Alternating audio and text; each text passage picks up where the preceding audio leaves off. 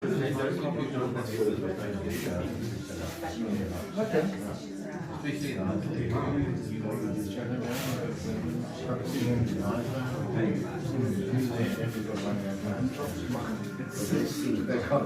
such a good idea. You get to stay in a new environment, see a new place, meet a lot of people, new contact, and none of the stress and responsibility. I'm going to say that.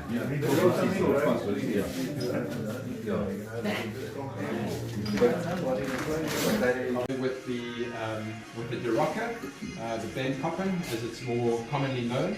Now they have a very interesting system. All right, it's called the growler system. And it's not that common in South Africa, but in other parts of the world it is. So you go to Ben Koppen or Derocca as they've now rebranded. If you go in there, you buy yourself a growler with beer in it, you drink it, and you have to drink the whole thing in one go. You can't seal it. It's like drinking white wine, and you put it back in the fridge. It doesn't taste as good 2 days later. It's the same with this. It goes flat quite quickly. You drink it, as soon as you open the bottle, you drink it in one sitting, and the next day you go back, or the next weekend you go back, you hand in your bottle, and they give you a new bottle, okay? So these things are called growlers. So that's the first beer that we're going to taste. This is a lager.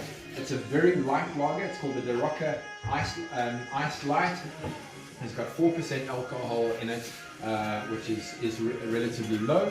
So those of you that are doing tasting, please hold up your glasses, and I shall top you up.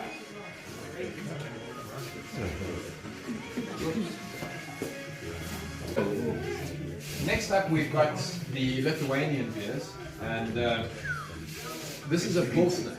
All right, so a Pilsner is in effect a lager. It's brewed in the same way. The difference, what makes it a Pilsner, is that the hops that are used in this are supposed to come from Sars, okay, which is a province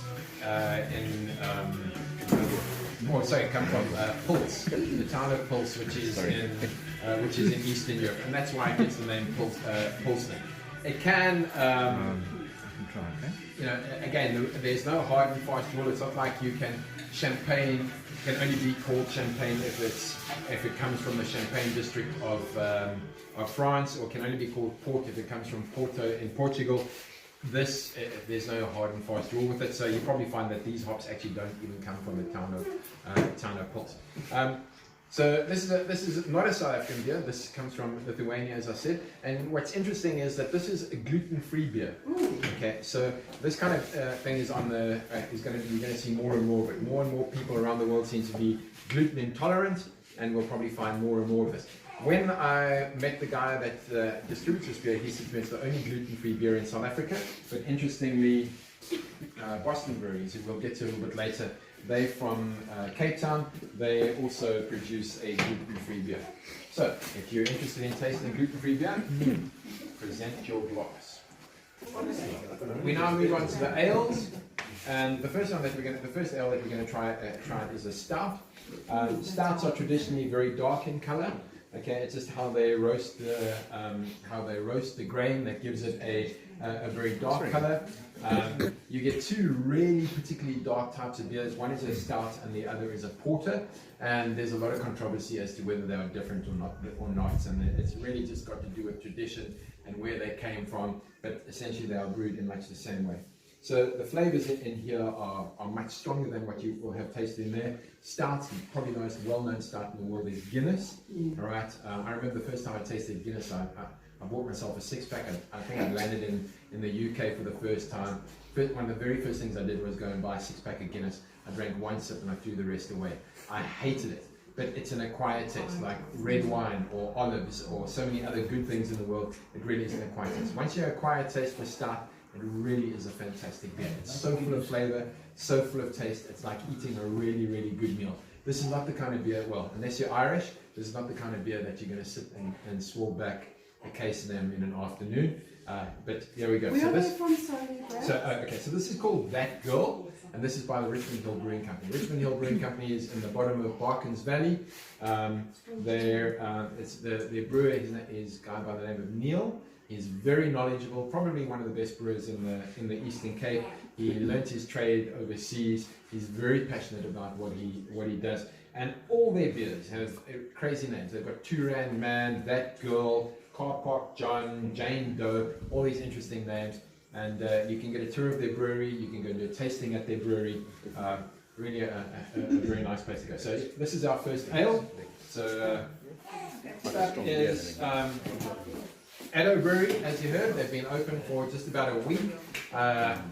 When people heard that I was doing this beer tasting, they all said to me, listen, there's a new brewery, you've got to get hold of them. Sweet. So I think, when was it, last Monday? I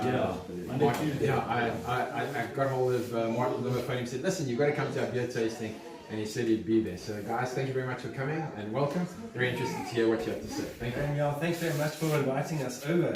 As you said, I mean, we've technically been open for a week. That's about as long as we've had our first big commercial batch on hand and stock. But we started brewing in mid-2018, fiddling around with a couple of recipes. We tried a bunch of them and then we settled on the Weiss. And then took about a year's of recipe development with that, trying it out in the local market in Addo, seeing where we stand with the people who like to drink it, and fiddled around with it and got it to a point where it's nice and easy drinking. It's light, which is ideal for a very hot summer's day in Sunday River Valley, which I think holds the record for the hottest place in South Africa for last year. For one day. Yeah. For one day. Single hottest temperature for a place. For a whole day, so it has to be light, so that we can take it down easy, and that was pretty much the goal. We started off and we said, look, let's brew what we like to drink, and that's been the focus at this point in time. We are working on a very nice Pilsner recipe that's going well as well, and that's available for tasting at a pub that we work with, and we do all our fresh recipes, we taste them there. So that was the plan, and we just kind of brewed we like to drink, and we like this one, so we hope you do too. Cool. Do you want to just tell us about the difference between a Weiss and a normal ale, what the ingredients are?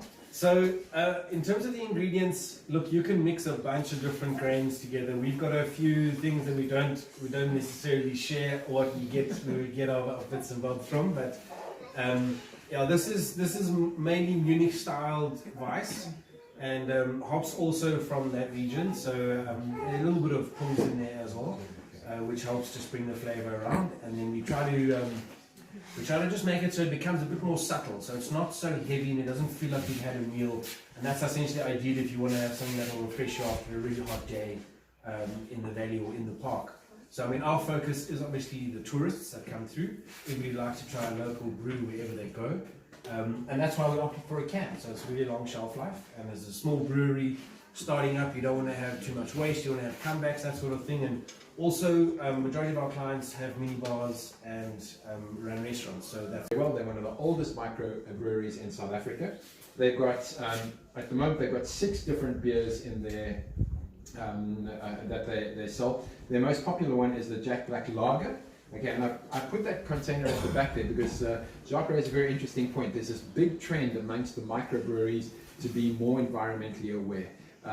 Using glass, using cans, using cardboard. So if I can just show you, these are the rings that are being used by Addo Brewery. Whereas many of the other beers, if you buy a 6-pack, they come in plastic.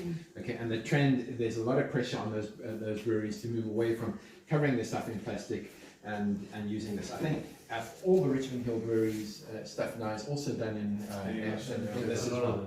So there's a big move away from using plastic and moving into cardboard. Cardboard's obviously not as durable. If it gets wet, the beers can fall out.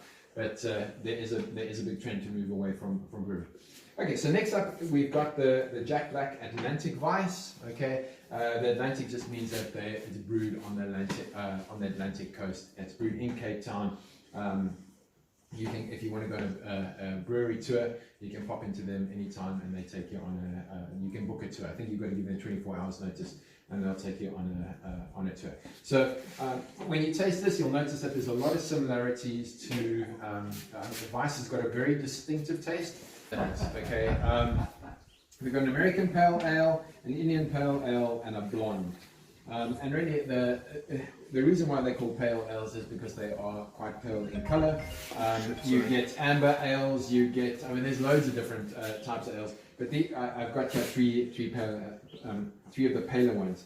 The Indian Pale Ale, which we'll sample next. This comes from Lions River Brewery. They do, I think, 5 other different beers: lagers, weiss, the usual range.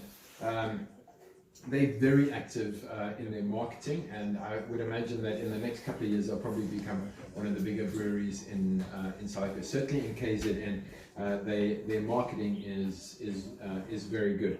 So the name India Pale Ale comes from the fact that when Britain was busy conquering India, and the British people in India wanted a beer, there were no breweries there, so they would ship the beer over to them in India. Now that journey took sometimes as long as 6 months, and often the beer would go off. So this beer was brewed particularly with the intention of having a long life, and it in fact matured quite well when it was put in these kegs and shipped over to India. And there was a particular brewery on the banks of the Thames River where all these ships were about to leave and head off to India and they became quite famous, and so the India Pale Ale came about. Also known as an IPA, same thing. But yeah, let's give this a taste. This is Jane Doe. Who here has tasted Jane Doe before? Yes. Okay. This is honestly one of the most delicious drinks there is, and it's lemonade with alcohol in it. And how they mixed it and what their formula is, I have no idea, but it is absolutely fantastic. And they've just recently introduced a cherry version, raspberry version of this as well. I don't know if there's any left in there.